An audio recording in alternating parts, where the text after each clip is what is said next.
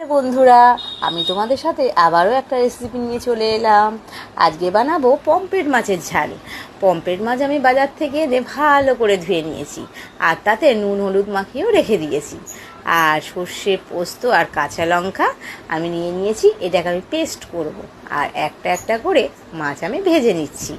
আমার মাছ ভাজা হয়ে গেলে আমি ওই কড়াইতেই তেলের মধ্যে একটু কালো জিরে ফোড়ন দিয়ে দেবো। তারপর বেগুনগুলোকে একটু তেলের মধ্যে নাড়িয়ে নেব। বেগুনগুলোকে একটু তেলের মধ্যে নাড়িয়ে আমি বেগুনগুলোকে তুলে রাখবো।